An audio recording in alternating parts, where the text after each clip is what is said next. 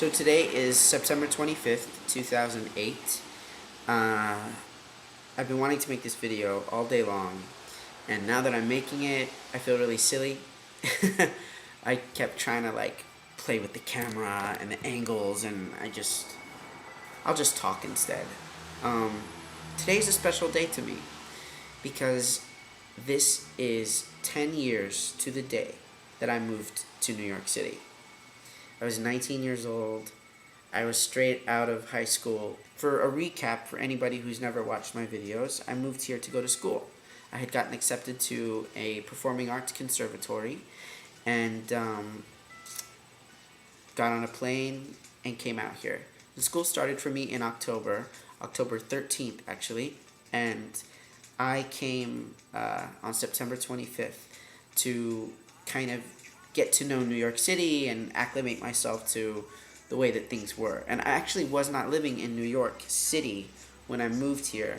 I was going to school there, but I was living upstate in Westchester County in a town called New Rochelle. A friend of my family had this giant, beautiful house that had been renovated into apartments and gave me one to stay in for free while I was in school. And if that hadn't happened, I wouldn't have been able to come to New York. You know, I'd gotten into school and I'd gotten most of the money I needed to go, but I couldn't afford housing. And if my uncle Jesse hadn't offered his house, I wouldn't have been able to come. I don't know quite how to talk about how I feel about having been here for so long, but it's important to me and it feels good. You know, after I got out of work today, I was walking around for a while, and I just wanted to absorb the city. And you know, the funny thing is, I do that all the time. Like, I had a great weekend, and I spent one whole day just wandering around, and you know, I posted pictures, and I do that a lot. I spend a lot of time alone with my city, you know, and I love it here.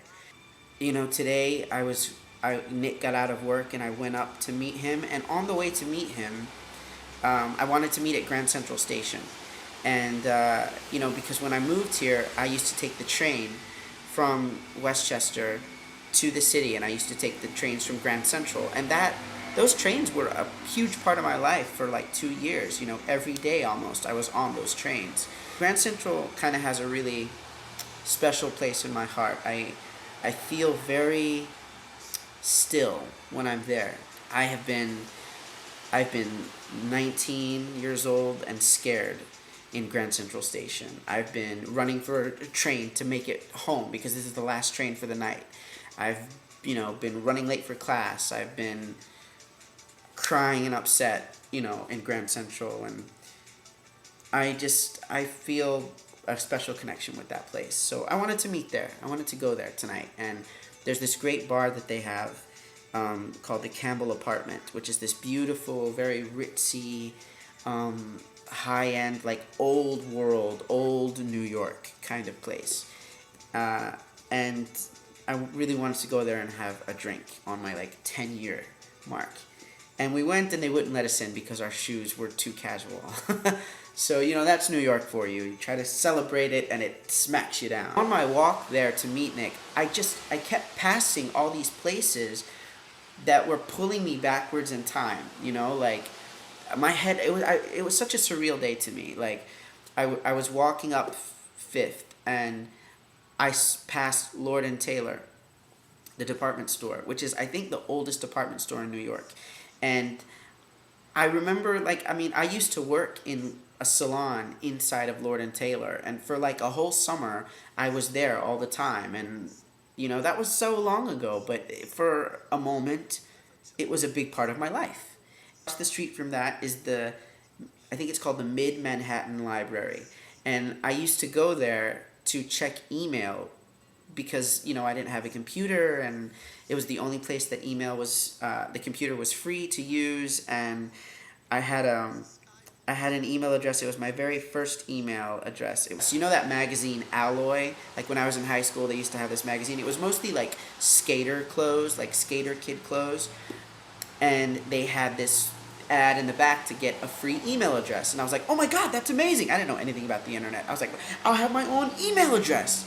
And I was a big fan of Rent at the time, so it was Rent Boy at alloymail.com. And I had that for the longest time, and then eventually Rent Boy took on a different meaning in my head, so I stopped that. But, I used to go there. I used to go to that library to check my email. I texted all of my friends today and I was like, today's 10 years in New York City and I'm an official New Yorker and I love it. And a friend of mine wrote me back. Mikey wrote me back and it says, God, I got a lot of texts. Congrats. That's awesome. Glad you found a place to be happy. But while you may be at the center of the universe, there still is a universe out there. And I really loved that. I loved that he said that, and it really made me think. And it has been an amazing 10 years in New York City. I have become myself here.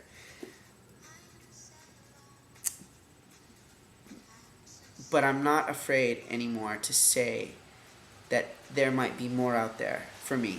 There's a whole world. For the longest time, as much as I always say, like, this is the best city and I could never live anywhere else, I think somewhere along the way, maybe I started to think that I could never be anywhere else. And I'm certainly not sick of the city, and I feel so at home here. This place has made me who I am.